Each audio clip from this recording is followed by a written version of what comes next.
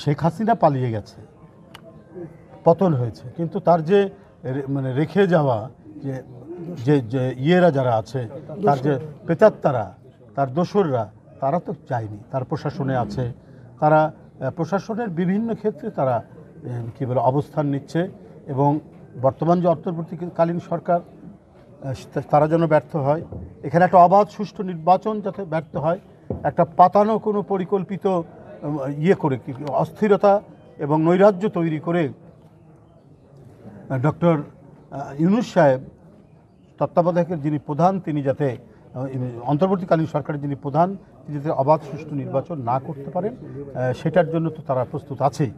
দেখুন, আজকেই সংবাদে আছে যে প্রধান যারা মানে শেখ হাসিনার নিষ্ঠুরতার, নির্যাতনের এবং তিনি যে ক্ষমতায় টিকে থাকার জন্য যে রক্তস্রোত বইয়েছেন, সেই ক্ষেত্রে যে সমস্ত নেতারা দায়ী, যাদের নামে অভিযোগ, প্রশাসনের যে ব্যক্তিরা দায়ী, তারা তাদেরকে দেশ ছেড়ে চলে যাওয়ার জন্য গ্রিন সিগন্যাল দেওয়া হয়েছে পাসপোর্ট ডিপার্টমেন্টকে দেওয়া হয়েছে যে হ্যাঁ, এদেরকে পাসপোর্ট দেওয়া যেতে পারে।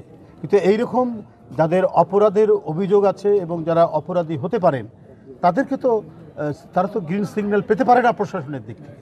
তার মানে এই প্রশাসনের ভিতরে ঘাপটি মেরে থাকা লোকরাই শেখ হাসিনার যে সুদূরপ্রসারী পরিকল্পনা, সেটা বাস্তবায়ন করার জন্যই তারা কাজ করবে, এবং সেই কাজ করার জন্যই তারা নানা ধরনের পরিকল্পনা তারা ভাবছে। আমার বিশ্বাস, জনগণের শক্তির উপর তার বড় কোনো শক্তি নেই। যে জনগণের শক্তিকে অবজ্ঞা করেছে শেখ হাসিনা, তাকে কোনো ক্রমেই সে পাত্তা দেয়নি। আলটিমেটলি তাকে জনগণের শক্তির কাছেই, ছাত্র জনতার আন্দোলনের কাছেই পরাজিত হয়েছে। এখন নতুন করে যতই ষড়যন্ত্র, চক্রান্ত বা একটা মাস্টার প্ল্যানের পরিকল্পনা করা হোক না কেন, এরা পরাজিত হবে এবং এদেশে গণতন্ত্র ফিরবে, অবাধ সুষ্ঠু নির্বাচন হবে। আমরা আমাদের স্বাধীনতা এবং সার্বভৌমত্বকে আমরা রক্ষা করে একটি স্বাধীন দেশ হিসাবে এই দেশ পরিচালিত হবে, এটা আমাদের দৃঢ় বিশ্বাস। আপনি যেটাকে কাদা ছোড়াছুড়ি বলেন, আমরা বলি যে গণতান্ত্রিক কালচারে এটা স্বাভাবিক, প্রত্যেকেরই মত প্রকাশের স্বাধীনতা আছে। এর জন্যই তো আমাদের 16 বছর ধরে এত লড়াই। এটা কাদা ছোড়াছুড়ি বলছেন কেন? আমি আমার দলের অবস্থান থেকে আমি আমার কথা বলবো। সেক্ষেত্রে অন্য দলের কোনো কথা যদি আমার ভালো না লাগে, আমি তার শক্ত সমালোচনা করব। এটাই তো ডেমোক্রেটিক নর্মস ভ্যালু, এটাই তো গণতন্ত্রের মূল চালিকা শক্তি। এটাই শেখ হাসিনা কেড়ে নিয়েছিলেন।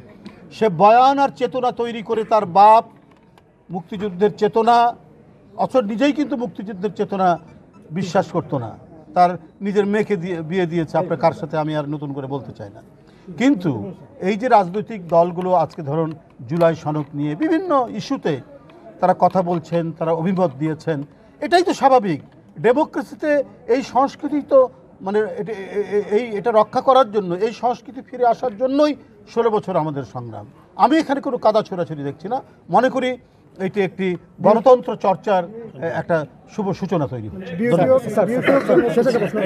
জামায়াতে ইসলাম একটা কথা বলছে যে যদি জুলাই সনদে যে আইনি ভিত্তি সেটি যদি প্রতিষ্ঠিত না হয় এবং যদি পিআর পদ্ধতিতে নির্বাচন না হয়, সেক্ষেত্রে পুনরায় দেশে ফেসিবাদের জন্ম হবে। আপনি কি মনে করেন? দেখুন, তারা তাদের কথা বলতে পারে। আমরা কথাটা হচ্ছে এর পক্ষ থেকে যে কথাগুলো বলা হচ্ছে সেটা হলো যে আমরা সংবিধান আইন অনুযায়ী সংশোধন হতে পারে, কিন্তু সংবিধান এবং নির্বাচিত আইন পরিষদ ছাড়া, পার্লামেন্ট ছাড়া কোনো কিছুই, তার পূর্বেই কোনো কিছুকে আইন হিসাবে বিবেচনা করার কোনো সুযোগ নেই।